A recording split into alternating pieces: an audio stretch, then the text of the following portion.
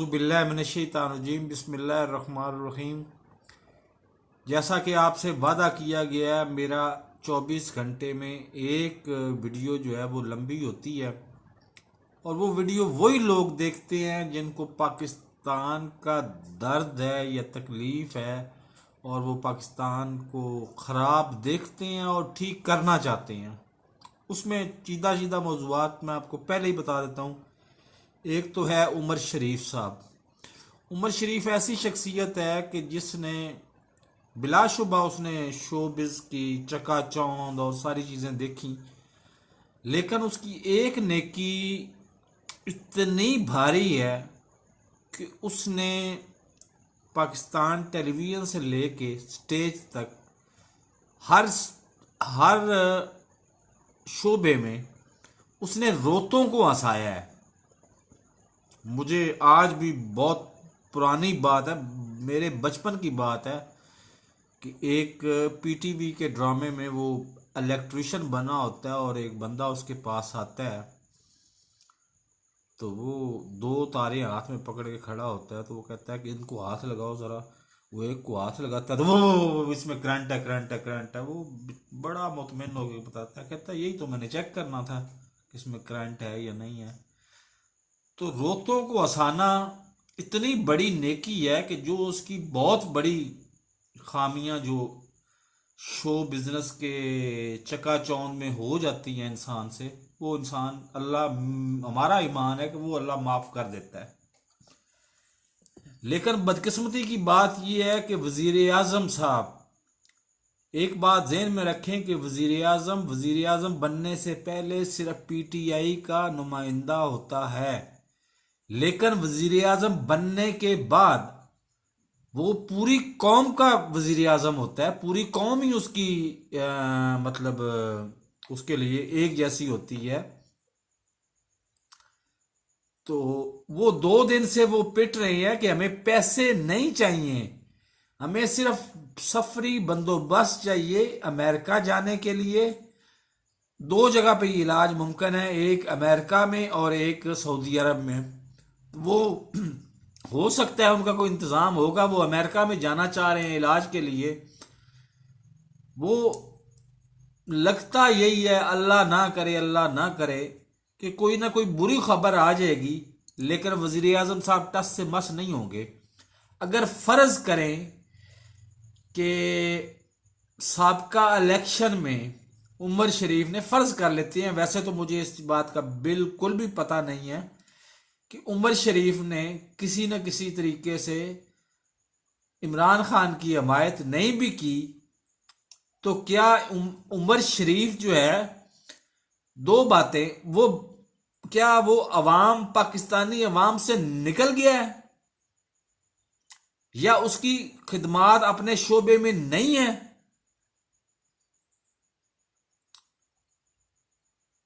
तो बदकिस्मती से जवाब जो है ना वो दोनों बातों का नफी में है। लेकिन अपना इमरान खान साहब अभी तक वो टस से मस नहीं हो रहे, ना उनको होश आनी है।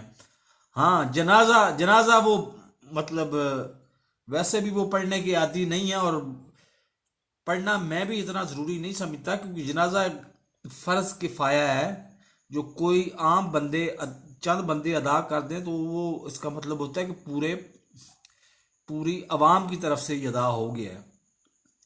तो जनाजों के फ़ायदे भी क्या हैं? मैयतों पे तो दुख करने वाले, अफसोस करने वाले, मैयतों पे तो तारीफ़ें करने वाले, मैयतों को तो याद करने वाले बहुत सारे लोग मिल जाएंगे। जिंदगियों की कदर करना जिसने सीखा है इंसान वही है। लेकिन नहीं, हमने बदकिस्मती से ये इंसानियत की ये शोबा हमने अपनाया ही नहीं है। हमने मैतों पे सियासतें करना और मैतों पे तारीफ़ें करना और मैतों पे ही बुराइयां करना, हमने सिर्फ उसी पे सीखा है।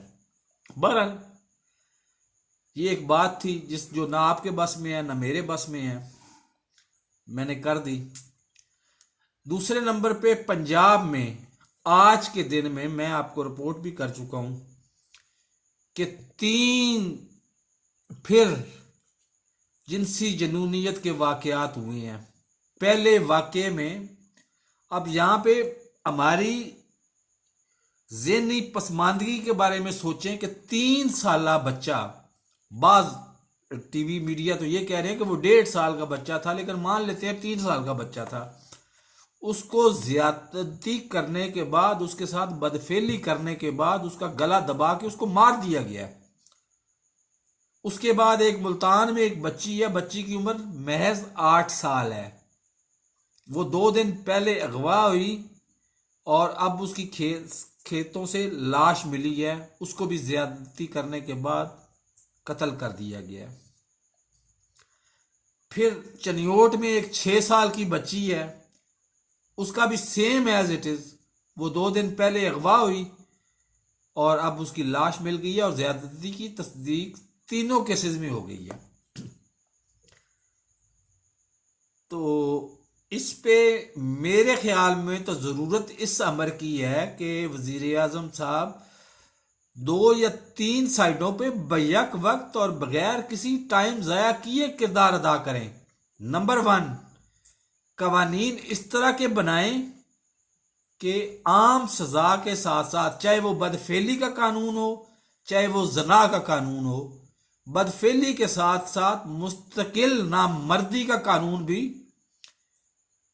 बन जाए कि एक बंदे को अगर फर्ज करें वो बदफेली करता है तो 377 का मुकदमा उसके ऊपर होता है, 377 की सजा तो हो ही हो, लेकिन साथ साथ उसको नामर्द भी मुस्तकिल बना दिया जाए। एक बंदा जना करता है तो जना की सजा तो हो ही हो, लेकिन साथ साथ उसको नामर्द भी मुस्तकिल नामर्द भी बना दिया जाए। और दूसरी साइड पे वज़ीर आज़म साहब का ये फर्ज बनता है कि वो माओ को समझाएं और उनको पाबंद करें कि 18 या 20 या 22 कोई उम्र मुकर्रर कर दें कि इस उम्र तक तालीम जरूरी है, बच्ची को लाजमी तालीम दिलाएं। और दौरान तालीम कोई बंदा, कोई इंसान, कोई दरिंदा उसके साथ कोई ज्यादती करने की कोशिश करता है, ज्यादती करता है तो उसको निशाने इबरत बना दें। लेकिन मुकर्ररा उम्र के बाद अगर उसकी माँ उसके साथ उसकी शादी नहीं करती किसी बहुत अच्छे और मतलब बहुत अजीम रिश्ते के इंतजार में, तो फिर उसके साथ जो भी ज्यादती करता है उसको नॉर्मल, मतलब उसको रूटीन में लें, उसके ऊपर तवज्जो ही ना दें। ये माओ का भी फर्ज बाकायदा उसी तरह से बनता है जिस तरह से गवर्नमेंट का बनता है। लेकिन हम लोगों ने सोचना नहीं है। हम जब, अब फर्ज करें अब मैं दुनिया के दूसरे कोने पे बैठा हूं, यहाँ पे मतलब कोई ना तो फैमिली का कॉन्सेप्ट है ना शादी का कोई कॉन्सेप्ट है। लड़की आती है, वो रहती है आपके पास, मतलब आपका काम काज भी कर देती है, उसके बाद सारे जुमला फ़राइज़ वो अदा करती है और वो चली जाती है। कुछ लड़कियां वो ना सिर्फ रेगुलर काम करती हैं बल्कि वो 2-2 4-4 बच्चे भी पैदा करती हैं, वो बच्चे भी आपको देती हैं और वो चली जाती हैं। लेकिन शादी का कॉन्सेप्ट यहां पे नहीं है। तो क्या उस पाकिस्तान के आइडियल इस्लामी माशरे के मुकाबले में ये माशरा ज्यादा पुरअमन नहीं है? ठीक है, उसको छोड़ दें आखिरत को और उसको इस्लामी इकदार को और सारी चीज़ों को, वो भी एक अलग बहस है। एक बात ज़हन में रखें, एक होते हैं इस्लामी रहनुमा, मुस्लिम रहनुमा, और एक होते हैं तफरकाबाज रहनुमा। अब अपने इर्द गिर्द नज़र दौड़ा के देख लें कि कौन सा मुस्लिम रहनुमा है और कौन कौन से तफरकाबाज रहनुमा है। तफरकाबाज रहनुमाओं का कोई तालीम कोई ज़रूरी नहीं होती, उनकी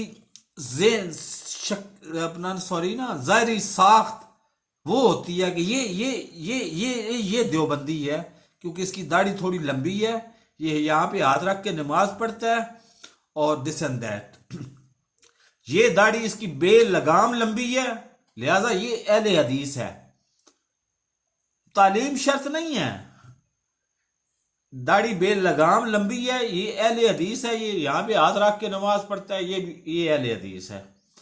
ये छोटी छोटी दाढ़ी है इसकी और तस्बीह इसके हाथ में है, और ये शिया है।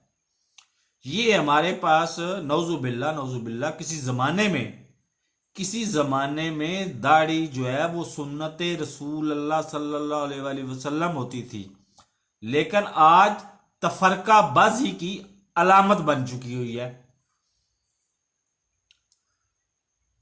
तो अब इन हालात में इन जैसे मुल्लाओं को ढूंढना बड़ा आसान है।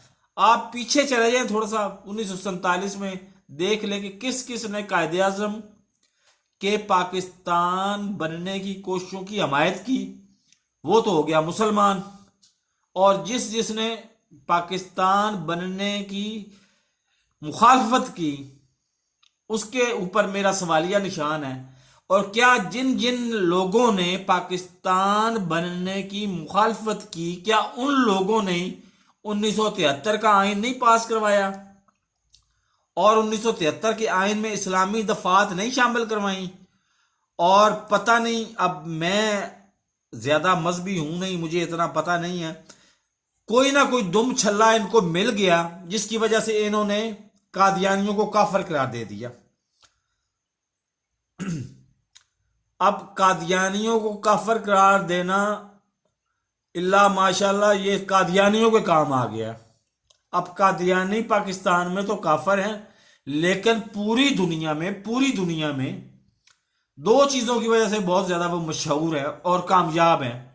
नंबर एक, वो मजलूम मशहूर हैं, उनको वीजा बड़ी आसानी से, चाहे इसराइल का चाहिए होता है इसराइल का मिल जाता है, चाहे उनको यूके का चाहिए होता है यूके का मिल जाता है, चाहे उनको फ्रांस का चाहिए होता है फ्रांस का मिल जाता है, जहां का उनको वीजा चाहिए होता है फौरन मिल जाता है। दूसरे नंबर पे अपनी कम्युनिटी के अंदर रहते हुए, बाहर नहीं, अपनी कम्युनिटी के अंदर रहते हुए हुकूकुल इबाद के मामले में वो बहुत ज्यादा कामयाब भी हैं और बहुत ज्यादा मशहूर भी हैं। यानी वो अपनी कम्युनिटी की माली मदद बहुत ज्यादा करते हैं, और ये उसमें हक बजानब भी हैं वो, कि जब आपने बजट जुम्बश वन एक कलम के जरिए आपने उनको काफिर करार दे दिया है, तो आपकी मदद की उनको जरूरत क्या पड़ी हुई है? वो अपने अहमदी भाइयों की मदद करेंगे। लेकिन ये मुल्ला जो है, ये हमारे पास जो मुल्ला है तफरकाबाज उसको मैं कहूंगा, इस्लामी तो मैं उसको कह ही नहीं सकता, तफरकाबाजों ने अपनी रोटियों का इंतजाम तो कर लिया हुआ है इसी काफर और मुसलमान की तकसीम के अंदर अंदर ही इन्होंने अपनी रोटियों का, काफर और मुसलमान की तकसीम करने के अमल में इन्होंने अपनी रोटियों का इंतजाम कर लिया हुआ है। लेकिन आम मुसलमानों को इन्होंने छोड़ दिया हुआ है कि जाएं जहन्नम में, जहां भूखे मरते हैं मरते रहें, हमें उससे कोई गरज नहीं है। और अगर आप मदद करते भी है किसी की, तो मदद इस तरीके से करते हैं कि वो बाकायदा उसको आदत डालते हैं कि तुम आइंदा भी हमारी मदद पे ही डिपेंडेंट रहो, तुम खुद कमाने की कोशिश ना करो। ये इस तरह का इंतजाम नहीं करते कि अगर 20,000 रुपया पर मंथ, फर्ज करें 20,000 रुपया पर मंथ किसी को देना है, तो ये 80,000 रुपया इकट्ठा लगा के उसको कोई ऐसा कारोबार नहीं बताते या नहीं करवाते कि वो खुद लोगों की मतलब आइंदा आने वाले दिनों में, आइंदा साल 2 साल में वो अपना ना सिर्फ अपनी कमाई शुरू कर दे बल्कि लोगों की मदद भी करे। नहीं, ये काम नहीं करेंगे। वो ये जरूर करेंगे कि 20,000 का राशन लेंगे, वो देंगे और तस्वीरें खिंचवाएंगे, और तस्वीरें जो है ना वो 20,000 के राशन की तस्वीरों की एडवर्टाइजिंग पे वो 2 लाख रुपया खर्च कर देंगे।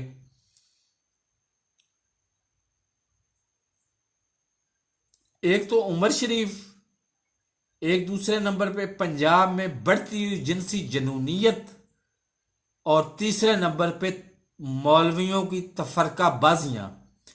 ये 3 चीजें ऐसी हैं कि जो जल्द या बदेर पाकिस्तान को ले डूबेंगी। तो खुदारा खुदारा इनसे बाहर निकलें और आम मॉडरेट और आम मुसलमान बने। हमें कोई गरज नहीं है कि कौन शिया है, कौन सुन्नी है, कौन वहाबी है, कौन देवबंदी है, कौन कादियानी है, कौन काफर है, कौन मुसलमान है और पाकिस्तानी है, तो वो हमारे लिए एक ही जैसा है। अब मैं फिर बात करता हूं तो आप लोगों को इस बात पे गुस्सा चढ़ता है। क्या जंग की धरती ने डॉक्टर अब्दुल सलाम जैसा अजीम साइंसदान पैदा नहीं किया था, जिसने नोबेल इनाम हासिल किया फिजिक्स में, लेकिन हमने उसको अपना मानने से महज इसलिए इनकार कर दिया कि वो कादियानी था। अब मेरी इस बात से लोग बेशुमार मुझे भी नौजुबिल्ला कादियानी कहते हैं, हालांकि मैं नबी करीम हजरत मोहम्मद मुस्तफ़ा सल्लल्लाहु अलैहि वसल्लम जो मक्का में पैदा हुए और मदीना में उन्होंने ज़िंदगी बसर की, उनको ही अपना आखिरी नबी मानता हूँ, उनको ही अपना आखिरी राहबर मानता हूँ। लेकिन इस मेरे इस पॉइंट की वजह से वो लोग मुझे भी कादियानी कहते हैं या कादियानियों का एजेंट कहते हैं। तो मेरे भाई, जो मुझे कादियानी या कादियानियों का एजेंट कहते हैं, मैं उन पे भेजता हूँ 3 हरफ। मुझे इससे कोई गरज नहीं है कि कौन मुझे काफर कहता है, कौन मुझे अपना मुसलमान कहता है, कौन मुझे गद्दार कहता है, कौन मुझे मुहिब्बुल वतन कहता है। मुझे गरज है तो पाकिस्तान में अमन और मुआशी तरक्की से है। अमन नहीं होगा तो मुआशी तरक्की कहाँ से आएगी? जब किसी की मदद इस नजरिए के साथ आप नहीं करेंगे कि वो कल कलां को खुद कमाने के काबिल हो सके, तो माशी तरक्की कहां से आएगी? अगर आप किसी की मदद करते वक्त आपके जेहन में उसकी मदद से ज्यादा अपनी मशहूरी होगी, अपनी एडवर्टाइजिंग होगी, तो फिर उस माशी तरक्की कहां से आएगी? आज अगर चीनी 125 रुपए किलो मिल रही है तो वो हमारे अपने करतूत हैं। गवर्नमेंट को साइड पे छोड़ दें, गवर्नमेंट तो आती इल्ला माशाल्लाह, वो जो एक मतलब जेन दौड़ाए ना, जो 10 करोड़ रुपए खर्च करके एक एमएनए का इलेक्शन जीतता है, क्या उसने 50 करोड़ कमाने के लिए नहीं जीतना? या वो 10 करोड़ आपकी वेलफेयर के लिए खर्च कर रहा है? उस गवर्नमेंट को तो साइड पे छोड़ दें, आप अपने अपने किरदार का जायजा लें। क्या आज शहबाज शरीफ और हमजा शहबाज की मली भगत से और साजिश से क्या अचानक लाहौर, स्पेशली लाहौर में अचानक 2-3 दिनों के अंदर अंदर महंगाई का तूफान नहीं आ गया? क्या यहां पर महज 2 ऑफिसर तब्दील होने से क्या लाहौर पूरे का पूरा पानी से भरा हुआ नहीं है और कहीं वजीर आला नजर नहीं आ रहा? सिर्फ ये साबित करना चाहते हैं सियासतदानों की, ये मतलब मुनाफकत है। सियासतदान होता है, चाहे वो पीटीआई का हो, चाहे वो नून लीग का हो, चाहे वो हो अल्लाह भला करे आपका पीपल्स पार्टी का, कि साबित करना होता है कि मेरे मुकाबले में मेरा जो मुखालफ आज का हुक्मरान है ये नाकाम है।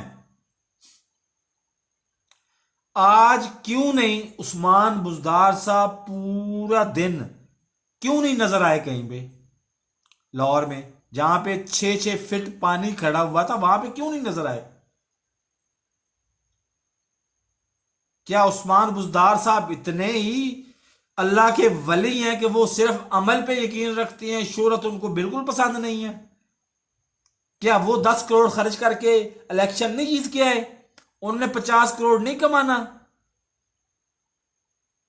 ये सारे के सारे बिजनेसमैन हैं, और बिजनेसमैन कभी घाटे का सौदा नहीं करता। और इन्होंने तहिया किया हुआ है कि पाकिस्तानी कौम को प्रोफेशनल आदतन भिखारी बना के छोड़ना है। और हमारी कामयाबी ये है कि हमने इस भिखारीपन से बाहर निकल के हमने खुद कमाना है। तो आप और मैं मिल के जायजा लेते हैं कि हम कमा किस तरह से सकते हैं, और किस तरह से इनके मंसूबों को, इन सियासतदानों, इन बिजनेसमैनों के मंसूबों को हम नाकाम बना सकते हैं। हो सके तो मेरे चैनल को सब्सक्राइब करें, साथ लगे बेल आइकन को दबा के ऑल नोटिफिकेशन को ऑन कर दें, क्योंकि मैं 24 घंटे 30 सेकंड से लेके 1.5 मिनट की वीडियोस अपलोड करता हूं। लेकिन 24 घंटे में एक एक वीडियो ऐसी मैंने वादा किया हुआ है कि जो वीडियो मेरी ज़्यादा लंबी होगी और जिसपे मैं अपने जैसे खपतियों से ही बात करूंगा और अपने जैसे खपतियों से ही मतलब बहस करूंगा, ताकि हो सकता है कि किसी एक के मन में ये बात आ जाए। एक एक और दो 11 होते हैं। तो अगर तो मैं, और अल्हम्दुलिल्लाह अल्हम्दुलिल्लाह बड़ी तेजी से टीम बना रहा हूं। अभी अल्लाह ताला का लाख लाख शुक्र है कि मैं अभी को 5 या 7 दिन बाद मैं पहली पेमेंट यूट्यूब से लेने जाऊंगा और लेके आऊंगा। मेरी मतलब कम अज कम जो मयार होता है यूट्यूब का पेमेंट विड्रॉ करवाने का, उससे बहुत ज़्यादा बढ़ चुकी हुई है। तो इसका मतलब है कि काफ़ी सारे लोग मैं जमा कर चुका हूं और भी करता जा रहा हूं। अगर मेरे पास 2 4 5 हज़ार इस तरह के खपती मिल गए ना मुझे, तो इंशाल्लाह इंशाल्लाह इंशाल्लाह इन सारे सियासतदानों का, चाहे वो पीटीआई के हों, पीटीआई में एक इमरान खान जो है ना, उससे उसके के बारे में आके तो मेरा दिमाग इसलिए काम करना छोड़ देता है कि इमरान खान की ईमानदारी और इमरान खान की काबिलियत ये पाकिस्तान ने पूरी दुनिया में मानी हुई है। लेकिन वो अमल क्यों नहीं कर पा रहा? क्या वो खुशामतियों के घेरे में है? ये इंशाल्लाह बड़ी जल्दी पता चल जाएगा। मैं कोशिश इसी में लगा हूं, मेरा खोज इसी में है कि ये क्या चक्कर क्या है कि इमरान खान है भी ईमानदार, है भी काबिल तरीन, लेकिन वो टस से मस नहीं होता। अब मौत और हयात की कशमकश में पड़ा हुआ है उमर शरीफ, लेकिन उसने जवाब देना मुनासिब नहीं समझा। कल से मीडिया पिट रहा है, मीडिया पिट रहा है कि इमरान खान साहब, उसको पैसे की जरूरत नहीं है, उसको सिर्फ इंतजाम चाहिए, वीजा चाहिए उसको। उसने अमेरिका जाना है और अमेरिका में अपना इलाज करवाना है, लेकिन इमरान खान के कानों पे जूं तक नहीं रेंग रही।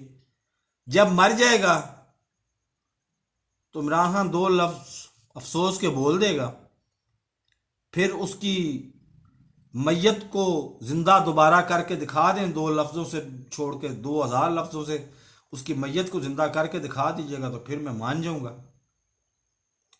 वरना तो फिर अब मैं क्या बात कर सकता हूं इससे ज्यादा। और इमरान खान के अलावा पीटीआई में ऐसे शाकार पड़े हुए हैं कि मैं अब उनके बारे में भी ना ही बोलूं तो बेहतर है, क्योंकि मैंने ना तो चैनल को पाकिस्तान में ब्लॉक करवाना है, ना मैंने यूट्यूब की अखलाकी पॉलिसी को वायलेट करना है या उसकी खिलाफ वर्जी करनी है। तो बहुत बेहतर है मेरे चैनल को सब्सक्राइब करें, साथ लगे बेल आइकन को दबा के ऑल नोटिफिकेशन को ऑन कर दें, ताकि हर नई आने वाली वीडियो का नोटिफिकेशन आपको बर वक्त मिल सके। अल्लाह हाफिज़।